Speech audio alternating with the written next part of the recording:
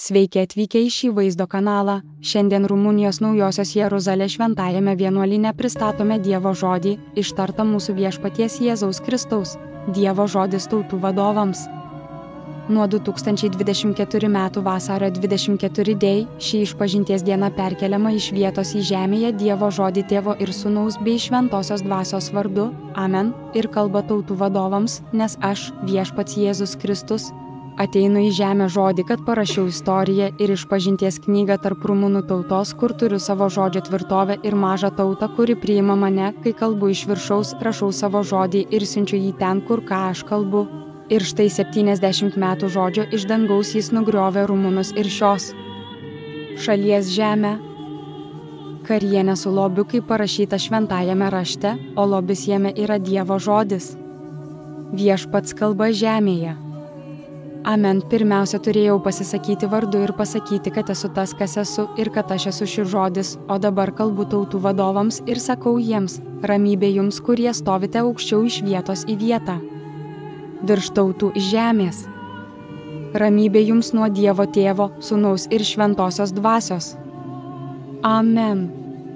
Sėdėkite dabar prieš mane, nes aš, viešpats Jėzus Kristus, sėdžiu tarp jūsų su savo patarimu ir aš turiu atsigulti su ramybė tarp manęs ir jūsų. Ši šalis yra mano atėjimo iš Tėvo žemė, praėjus 2000 metų po mano prisikėlimo iš numirusių. Ir tada aš pažadėjau, kad vėl sugrįšiu ir suteiksiu žemei ir žmonėms paguodos, bet nuo to laiko jaudinuosi ir sakiau, ar ateis žmogaus sūnus, ar jis ras krikščionių žemėje. Ar vis tiek viešpats ras tikėjimą, kad galėtų ateiti ir būti priimtas valgant žodį, su planu įkurti žemėje dangaus karalystę, Dievo sukurtą žmogui. O ramybė jums, didieji tautų, vėl ir vėl taika tarp manęs ir jūsų, tarp jūsų ir manęs. Šis sekmadienis krikščionių kalendoriuje turi pavadinimą jau 2000 metų ir vadinamas muitininko ir fariziejų sekmadienių palyginimu, paimtų iš to meto mano Evangelijos rašto ir šventųjų tėvų nustačiusią kaip sekmadienio pradžią. Pasiruošimas pradėti 7 pasninko ir paklusnumo savaitės Dievo sūnum žemėje, kad jie galėtų sutikti mano prisikėlimo šventę, mano pergalės prieš velnią dieną, krikščionių tautos žemėje dieną, eina per savęs įsižadėjimą keliu iš žemės į dangų, mano atėjimą pas juos, o jų pas mane, ir štai mano laikas, mano žodis žemėje, nes parašyta, kad pirmiausia Dievo žodis bus skelbiamas baigėsi ir tada ateis visa pergalė. Tam tikra prasme krikščionims ir kitaip pagonims, jei jie tokie išliks ir neatsilieps meiliai ateinančiai iš dangaus ir padidins Dievo sūnų tautą žemėje. O kad aš nenoriu, kad žemė būtų ištikta to, kas parašyta, kad iš jo kiltų nuodėmė, aš nenoriu to iki Dievo ženklo, dangaus karalystės sūnų antspaudo tarp tautų žemė, bus dedama ant daugelio, ant kiek įmanoma daugiau. Todėl klausykite, jūs, kurie sėdite prie tautų vairo. Nes Dievo žodis kalba jums šiandien ir praneša jums, kad naujas dangus ir nauja žemė ruošiasi įsitvirtinti, kaip parašyta, kad šis įsipildymas ateis. Ir kad jie priešinasi mano priešui, antikristui, paslėptam, kad jo įžūlus darbas dėl manęs nebūtų matomas 2000 metų, nes jis paėmė mane ir atidavė Anui ir Kajafui, kad prikaltų prie kryžiaus ir jis padarė vietą ir ilgą laiką vaikščiojo per žmones, per tautas. Tik šis paslėptas priešas buvo nuteistas ir nugalėtas tada per mano prisikėlimą, o dabar jį nugali mano ateinantį žodį žemėje, kad pašalinčiau jį iš mano kelio. Mano burnos kvepavimas, kaip parašyta, ir aš viešpats, kad parodyčiau savo veidą ir šlovę ir būčiau krikščionių tautos ganytojas, o kad kaimenė ir ganytojas jokių būdų negali įsipildyti žemėje ir tik suganytojas iš viršaus, iš dangaus, vienas Dievas Jėzus Kristus, Tėvo Savauto sūnus. Amen. Aš ateinu ganytojas iš dangaus į žemę, kad kalbėčiau apie save žmonijai ir ganyčiau savo pasirinktą kaimenę mano dešinėje ir išpildyčiau raštą, viena kaimenė ir vienas ganytojas. Laikas, kai vilkai ir ožkos gali tapti avimis ir su dideliu nuolankumu pereiti avių bandoje. Be veidmainystės akis į akį su avių ganytoju. Imkitės iš mano burno žodžio upės, minios kunigaikščiai ir dideli ir maži aukštumų vyrai. Imkite ir išpildykite savyje ir tarp savęs Dievo meilę, ir jį išmokys jūs, ką Dievas reiškia, nes be manęs jūs nieko neturite žemėje, ir jūs turite turėti, imti ir būti iš dangaus, o aš nesu kaip žmogus, nes žmogaus protas nukrito 7000 metų dėl nepaklusnumo Dievo, žmogaus tėvo, kurį pastatė Dievas ir kuris visų protų nukrito iš dangaus, kai jo protas nukrito nuo Dievo. Štai ką tau sako mano žodis. Dievo žodis, taika jums, taika tarp jūsų sakau. Nepamirškite dirbti dėl taikos. Prieš 2000 metų sakiau, kad skausmai ateina į žemę, blogis gimsta iš žemėje puolusio žmogaus proto ir tauta sukils prieš tautą ir karalystę prieš karalystę, bus karai ir bus bausmės už nuodėmes, pritraukite žmonių pagundų ir štai, jums reikia ramybės, kad galėtumėte dirbti ir meilės, kurią dalinsitės tarpusavyje. Žemėje daug pagonybės ir ji pritraukia tvaną, o ir nėra kam priminti bausmių už Sodomos ir Gomoros nuodėmes apie potvinį, kuris prarijo žemę ir joje esančių žmonės.